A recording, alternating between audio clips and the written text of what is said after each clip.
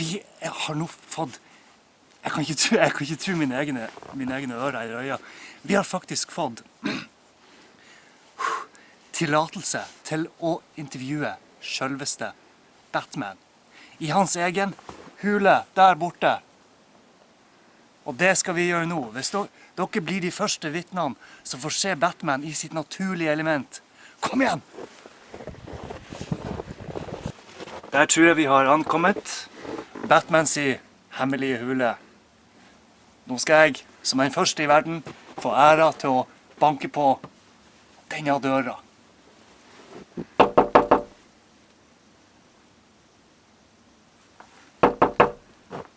Hallo? Er noen hjemme?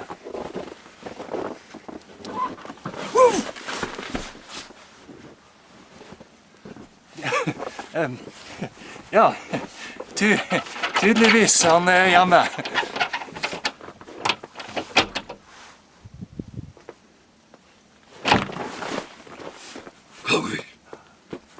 Hva gjør dere? Jeg vil ikke ha kake. Har dere kake? Batman, det er en ære å få hilse på.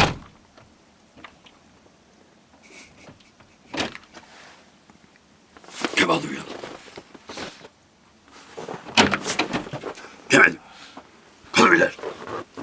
Kjøp meg kake. Jeg kjøpte kake. Batman, det er utrolig en ære å få hilse på deg.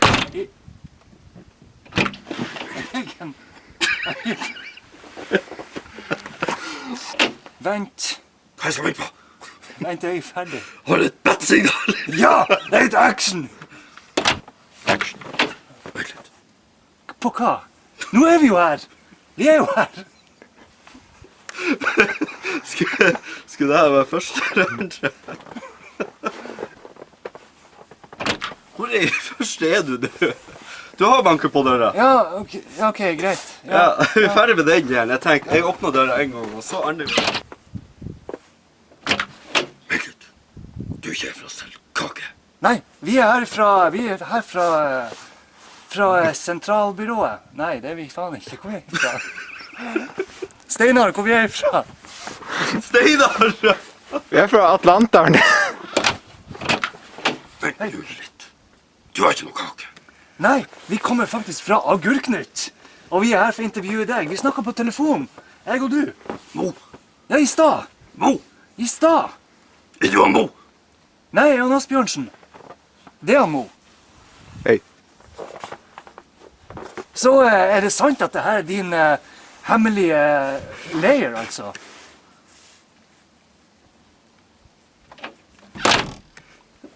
Jeg tar det som ingen kommentar da.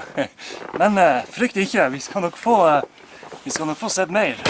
Bare... Vent litt, jeg er på telefonen med agenten min. Din jævel, du har spørsmål, og du skal dø. Nei, men Batman, sier vi... Ta det med å komme inn. Sier vi alt det her, kanskje vi bare kommer inn. Ok, vi er nå inne hos Batman. Utrolig kult. Batman. Hva fikk deg til å ville lage et sånt her sted? Penger. Du sier penger? Ja. Pluss at det er en skikkelig damemagnet også. Så du sier det. Hva får deg til å si at du er en skikkelig damemagnet? Jeg skjønner fortsatt ikke. Ah, du er Batman. Ja. Ja. Men kan vi få bli med videre inn i din hemmelige, ja, hideout? Oi. Følg meg. Ja, da ser det ut som at vi følger videre.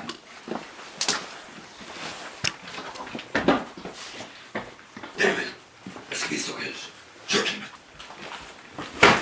Oi. Batman. Batman, hva har du tenkt å gjøre på kjøkkenet nå? Jeg skal bare vise dere. Se. Ja, ok, flott. Hva er det en kriminalbekjemper må spise for å få opp...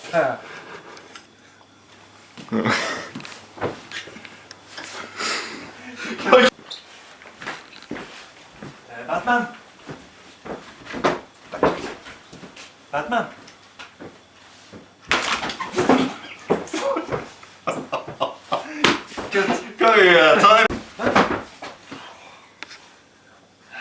Kan du slutte å gjøre det? Hva? Det der. Hva gjør du? Og bare komme frem dramatisk og uventet. Det er jo ikke mulig. Så det er naturlig. Det er sånn det ikke er. Det er sånn du er. Ja. Men siden vi er på kjøkkenet, kan jeg bare få stille deg 2 spørsmål? Batman. Er du bra? Batman. Helvete, satan. Hva er det? En jævla colaflaske.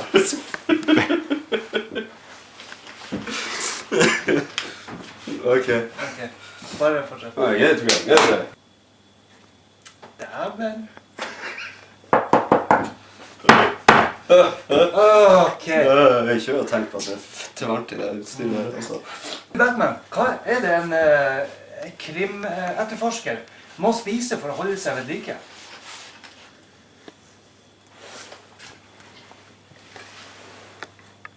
Myntesukker. Jeg skal fortelle hva vi spiser. Ja. Vi spiser rått kjøtt. Kjøtt fra Rema. Det er den beste prisen. Hvorfor gjør du sånn? Men du ser jo, du er jo millionær. Du er jo mange milliardær. Hvorfor kjøper du kjøtt på Rema? Fordi billig. Tror du jeg har så mye penger uten?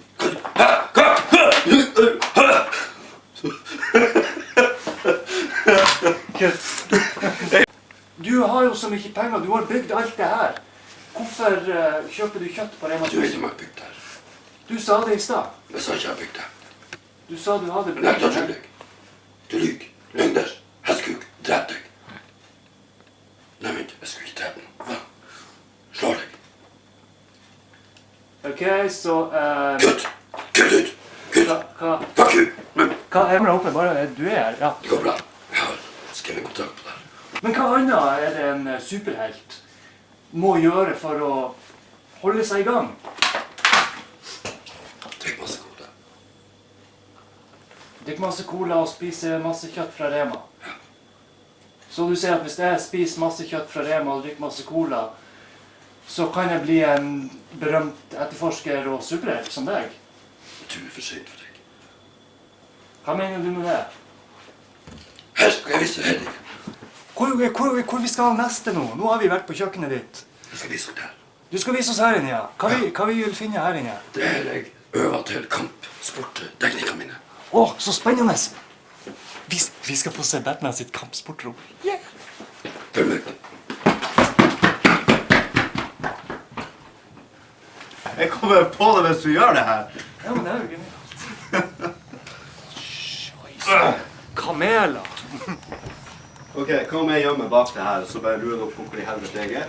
Og så lager jeg sånn. Hvor er jeg? Finn meg.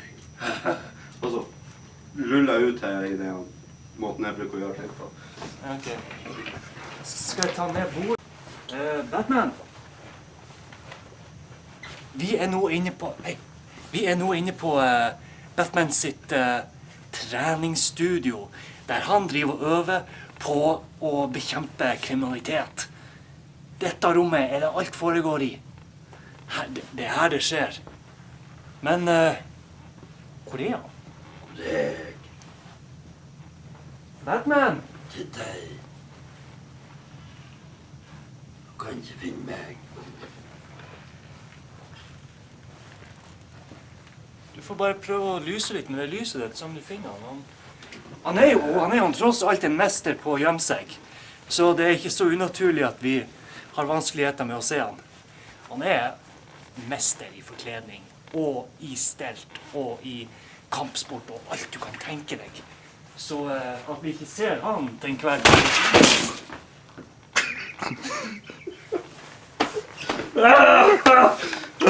Alle typer kampsport som finnes.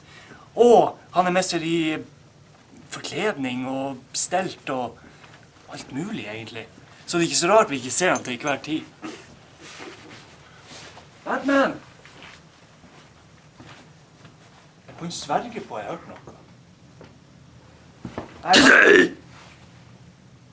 Der er du jo! Ja, kan du forklare oss hvordan du anvender dette rommet til din trening? Skal jeg vise deg? Ja, du må gjerne gi en demonstrasjon hvis det er det du foretrekker. Hvis du holder hendene sånn, Hvis jeg holder hendene sånn. kan jeg kile deg. Nei da, det går helt greit. Batman. Det skal du få slippe. Og det skal du heldigvis ha få slippe.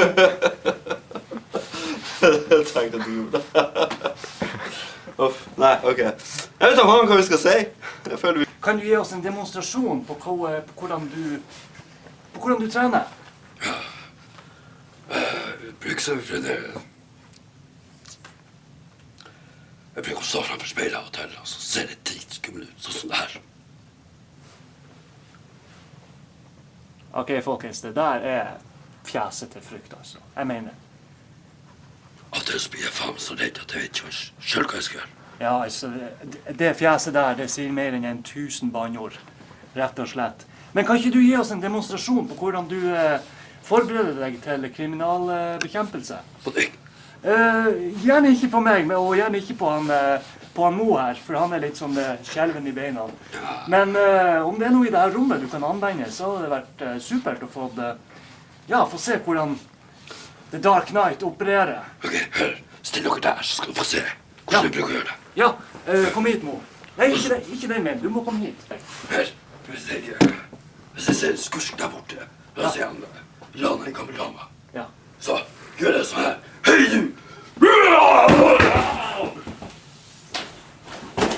Gi meg den!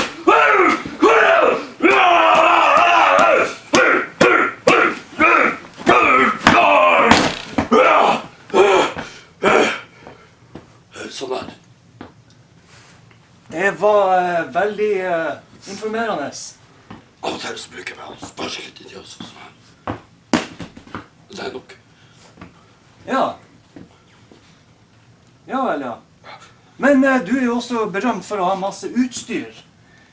Hvem har sagt det? Vel, Det er eksen min. du er jo verdenskjent. Alle vet jo hvem du er, så Jeg vil ikke si det. Jeg tar utstyr da. vi snakker om grappling-hooken, vi snakker om batarangene, og vi snakker om ikke minst Batmobilen. Ja. Er det noen mulighet for at vi kan få en demonstrasjon i utstyret ditt? Altså det du bruker for... Ja, ikke det. Ikke det. Nei. Altså... Skal jeg vise at du blir skremt? Altså, jeg mente det utstyret du bruker for å bekjempe kriminalitet. Ok, ja. Det er reparasjon. Det er, hæ? Det er reparasjon. Dette er reparasjon, ja. Men er det ikke da du som reparerer det? Nei, Hvem er det som reparerer det da? det er Nanda.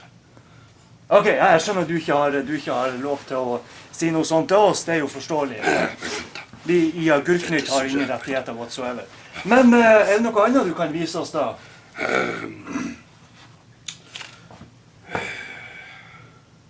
Kan vi se? Ja, for min del hadde jeg gjerne kunne tenkt meg å se det... Synet mitt. Nei, ikke det. Jeg mener Batmobilen, selvfølgelig. Den er vel oppegående? Nei. Nei. Ok. Er det noe på utsida du kan vise oss? Ja. Ja. På utsida av din hemmelige leir? Ja. Noen sånne fine spor på hvor man kan liksom lete etter The Dark Knight sin hule. Jeg kan vise veggene. Du kan vise oss veggene, ja. Det var jo flott, det. Ok, da ser det ut som tur går ut, da. Ja, følg med! Ja.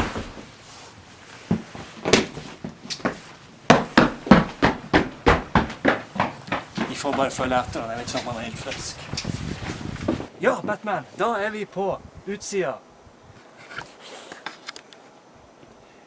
Du sa du hadde noe du skulle vise oss her ute på utsida, utenfor din hemmelige leir. Ja. Det er altså dette her. Ta her. Se på den veggen. Og så, hold den. Hold han der. Batman. Batman. Sånn. Du, Batman, jeg må bare avbryte deg, for det her begynner å bli latterlig. Var det det du hadde å vise oss her ute? Nei, se her. Følg med. Ja, ok, ja.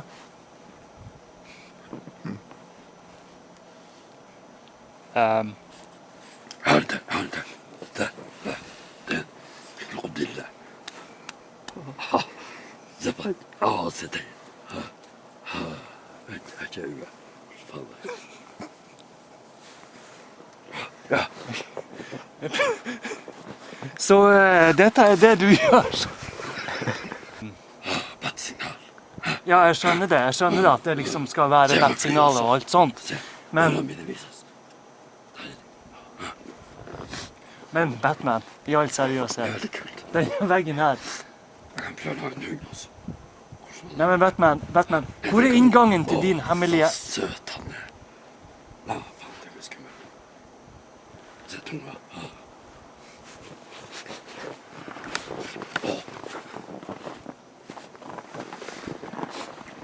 Men Batman, har du noe mer du kan vise oss her ute? Sånn bortsett fra denne veggen her. Kom det hemmelige treet. Ja, Jeg kan vise noe der. vis oss det hemmelige treet, Batman. Kom. Ja, vi kommer. Jeg tror ikke han Batman er helt som vi har trodd. Han er tydeligvis litt begrenset. Ja, Batman, nå er vi med ditt tre nå. Ja. Jeg vet da faen. Ja. Ja. Hva er det som er så spesielt med dette treet, utover din hemmelige... Jo, det som er at det er skikkelig kult. Kan vi få se det? Ja, se det. Ja. Med dette så kan jeg få meg selv til å forsvinne. Skal du forsvinne nå? Jeg skal forsvinne. Se. Er du klar? Ja. Se. Vent. Jeg må begynne å bli klar. Ok.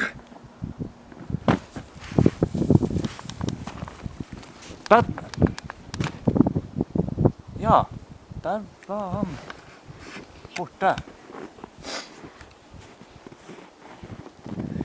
Men hva annet kan man forvente av The Dark Crusader? Dette har vært han Asbjørnsen fra Agurknytt, signing out.